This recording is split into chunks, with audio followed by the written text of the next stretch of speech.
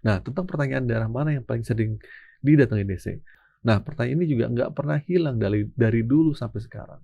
Setelah kemarin kita bahas kapan DC ke rumah, cara hapus data, bagaimana gitu. Nah, sekarang muncul lagi pertanyaan soal daerah mana. Lu mungkin udah sering scroll Google atau tanya sana sini ya nggak? Kalau menurut Google, daerah yang paling sering datangin DC itu Jabodetabek, Jawa Tengah, Jawa Timur, Jawa Barat. Alasannya Jabodetabek itu pusat ekonomi, ibu kota. Nah, serta pengguna pinjol dan pay later itu paling banyak. Nah, sementara itu Jawa Tengah sama Jawa Timur sama Jawa Barat adalah daerah dengan populasi terbanyak dan banyak kantor cabang pinjolnya di sana. Data OJK juga menunjukkan angka kredit macet paling banyak itu di daerah-daerah ini. Tapi apakah info ini bisa dipercaya 100%? Ya boleh percaya, tapi nggak perlu diyakinin sepenuhnya sampai lu ketakutan luar biasa. Kenapa? Karena yang menentukan didatengin atau enggak, itu sebenarnya jawaban lu sendiri. Gue sering bilang, walaupun lu ada di daerah yang katanya rawan didatengin DC, itu nggak menjamin 100% lu bakal didatengin. Prioritas mereka itu adalah orang-orang yang ketakutan. DC itu manusia. Nah, mereka itu nggak akan datang kalau mereka sendiri khawatir akan keselamatan mereka. Atau kalau pengetahuan lu melebihi kemampuan mereka. Makanya cara lu menjawab itu penting banget. Kebanyakan dari kita kalau sudah komunikasi sama DC langsung deh nunjukin titik lemahnya. Mohon-mohon, minta maaf, merendahkan diri. Padahal saat komunikasi sama DC, jangan pernah sesekali nunjukin kelemahan lu sendiri. Lu telat bayar, udah dibebankan denda. Nama lu masuk slip OJK. Ya, scroll kredit bermasalah. Ngapain harus mohon-mohon?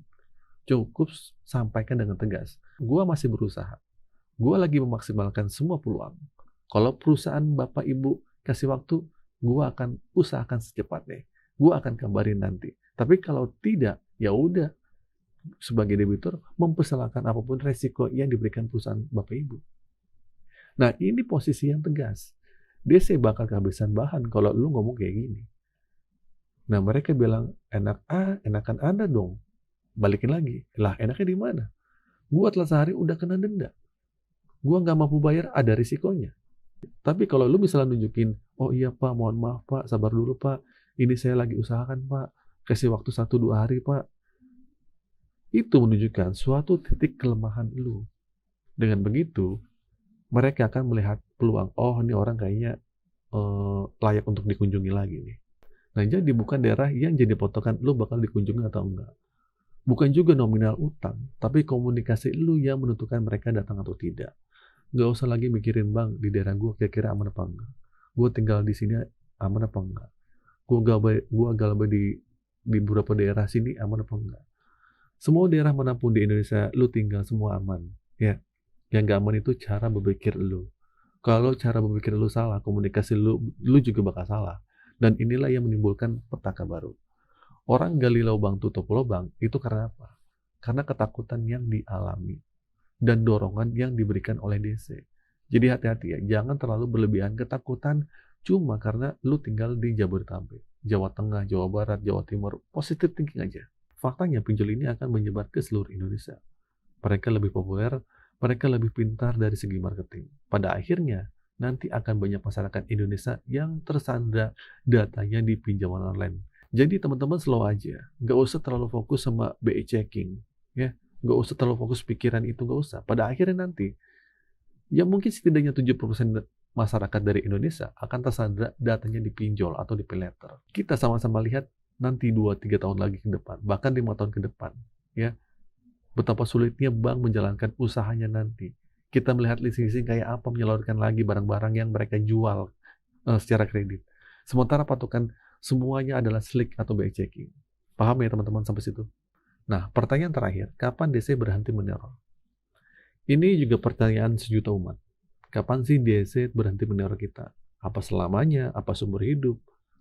Atau kayak gimana gitu? Nah, sebenarnya kalau jawaban kapan DC berhenti meneror, jawaban itu sebenarnya nggak ada. Walaupun sudah ada aturan menagih 90 hari segala macam, tapi penagihan itu bisa dilanjutkan lagi dan dilanjutkan lagi. Jadi batasan dari kapan DC berhenti meneror, sebenarnya jawaban itu nggak ada. Tapi sesingkat pengalaman gue yang ada, kapan DC berhenti meneror? Yang pertama, setelah lu menghentikan semua komunikasi yang ada.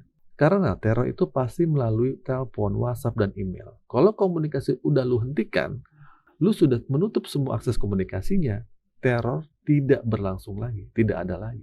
Terus yang kedua, masih ada bang, tertinggal di pemikiran gue. Berarti jawaban dua, sampai lu memutuskan komunikasi dan sampai lu melupakan. Nah itu jawaban kalau lu bertanya kapan DC berhenti meneror, karena teror yang paling abadi adalah ketakutan yang ada di pemikiran kalian. Jadi itu ya teman-teman ya, semoga video ini memberikan manfaat dan memberikan jawaban atas ketakutan kalian. Kalau memang lu ingin menghentikan teror, putus komunikasi, hentikan ketakutan yang ada di pemikiran kalian. Akhir kata dari saya, Assalamualaikum warahmatullahi wabarakatuh.